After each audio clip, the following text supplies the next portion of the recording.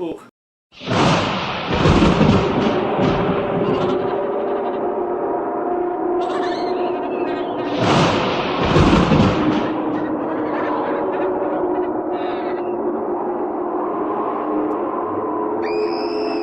Hey there guys, this is Sam And Justin. at the Survival Review, and today we're going to be talking about Wes Craven's New Nightmare. The 7th movie in the Nightmare on Elm Street series. Or the third in our little trilogy that we Yes. like to call it. It Because fits with the other two movies. yeah, because it follows the same character, Kind of. sort of, and it's also directed by Wes Craven again. Yes. These are the 3 movies that Wes Craven is involved in, and they happen to be the best ones. Yeah. Just because New Nightmare... No coincidence there. Yeah, New Nightmare was Wes Craven's precursor to Scream. Yeah. Basically, because this is a very meta horror movie. Definitely. Because in this movie, Freddy Krueger comes into the real world. Yep. So the movie follows Heather Langenkamp. Who played Nancy in 1 and 3. Yeah, but like her playing herself. Yeah. Not the character of Nancy. And Wes Craven, who plays himself, is making another Nightmare on Elm Street movie. And he wants her to star in it.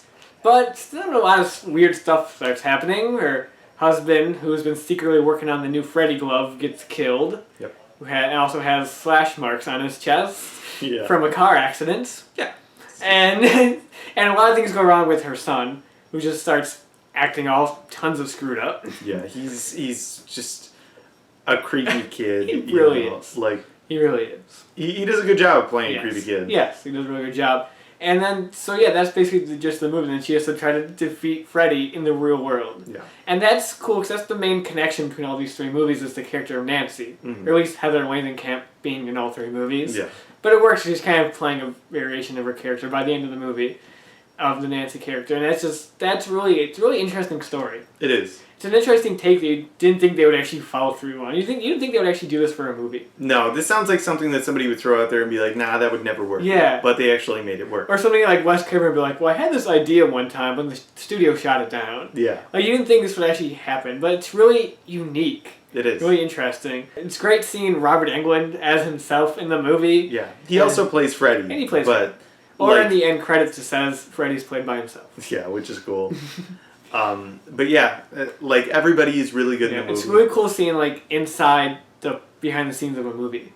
There's scenes where Heather goes to meet the producer at the New Line Cinema building and all that stuff. Yeah, and just seeing like the actual effects behind like they're filming certain stuff. Yeah, the opening scene it recreates the opening of the first Nightmare on Elm Street where Freddy's making the glove. Yeah. Except it's the behind the scenes of that with the more elaborate effects glove. So you got like the dude with the fake hand and then like the blood squirting out. You see the tube running through the arm. It's all really cool to see that kind of stuff. Yeah, it's just a lot of fun. Yeah, I do like how they do poke fun at the fact that the last movie before this was called Freddy's Dead. Yeah. And they do poke fun that there was like the producer's like, yeah, we want to do another one. And Heather's like, but didn't you kill him off? And he's like, yeah, but... But the audience wants more. Yeah. How would you like to join us in the definitive nightmare?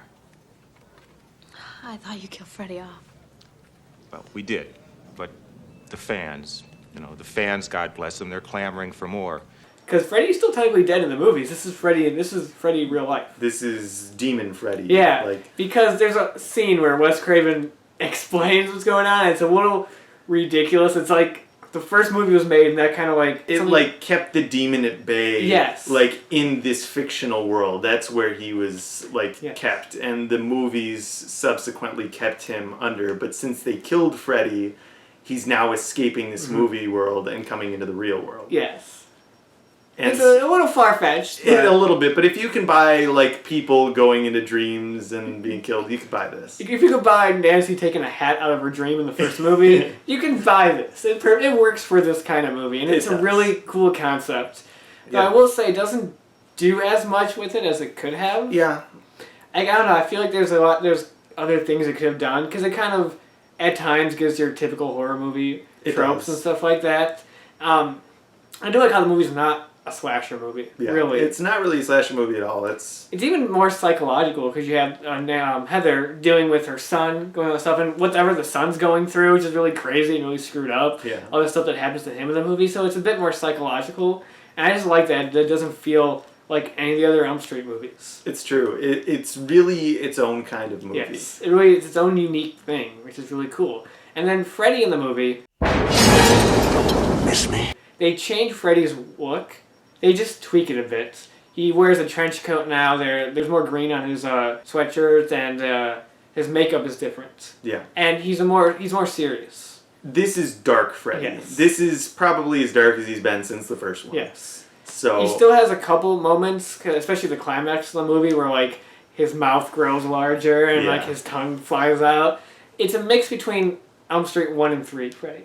I would say it's a good. definitely. It's a mix in between there. It's a lot darker, like the first one. It's a lot scarier.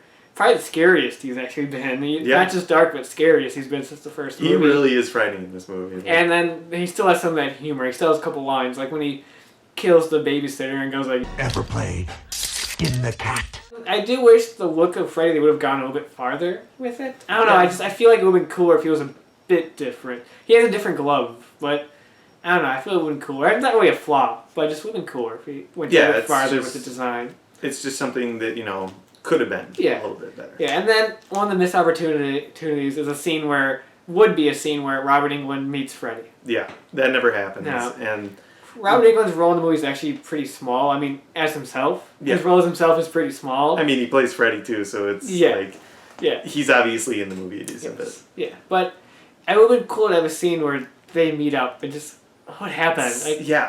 I'd love to see them face to face. What could happen. That would have been really interesting. It would have been really cool, but that never happened. Unfortunately. No, and even then, there's not as many death scenes in this movie. No. And the only real, big one is kind of a recreation of the one from the first movie. And it was a good scene, though. Yeah. But it lacked a little bit of that. And then I liked the climax, but Freddy's demise, the effects did not look right. Did not look good.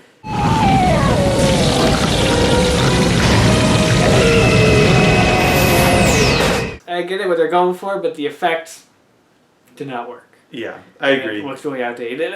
Really outdated. Definitely. Honestly, for even that movie standards, the effects all hold up pretty well in that movie, aside from that final shots. Yeah, really, that's the only effect-wise flaw. Yeah. Out of 10, what would you give this movie? I'd give it an 8.5. I agree 100%. I think 8.5 works for this movie. Yeah. It's really good. Not perfect. I think it could have done a little bit more with the concept. Because then, it plays it off a lot in the beginning, and it's really interesting in the beginning, where it's like, Freddy, is he real? But no, it doesn't make any sense. That's ridiculous. And then at the end, just kind of starts playing it straight a bit. Yeah. And it kind of loses a lot of the, momentum. I mean, it's still really good, but kind of losing the momentum that was building at the beginning, if that makes any sense. Yeah. And just not as amazing as it could have been, but still awesome. It's still really, probably one of the most unique, horror movies out there, especially for a big franchise. Yeah, and it was like you said earlier, it's like a precursor to Scream. Yes. So it's kind of like one of the first movies to do something like this. Yeah, to be self-aware and something like that. And for a big horror franchise, this is probably the most unique movie in a big horror franchise. It takes a risk, but it's a good risk. It's not like Jason Goes to Hell, where Jason's not in the whole movie because it's his spirit possessing people kind of risk. It's an actual smart concept that is different than the rest of the series, but pays off really well. Yeah, definitely.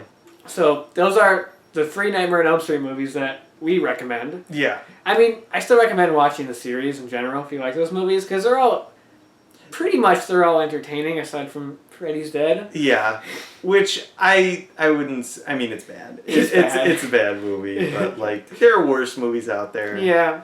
And if you, I don't know. I still recommend the whole series, but if you don't want to sit through every movie, you just want because there's 7, not counting Freddy vs. Jason. Yeah. There's 7 movies. So if you don't want to watch 7 movies and you just want to see just 3 really awesome, unique horror films that sort of follow each other a little bit. It worked off as a trilogy because they follow the same character in a sense. Yeah. It's the same actress through all 3 films.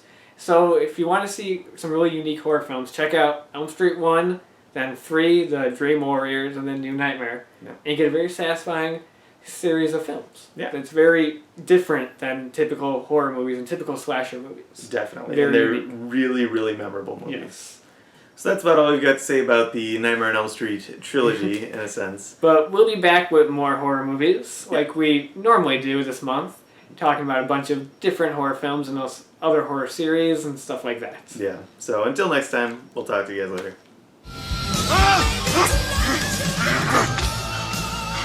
What a nightmare. Who were those guys?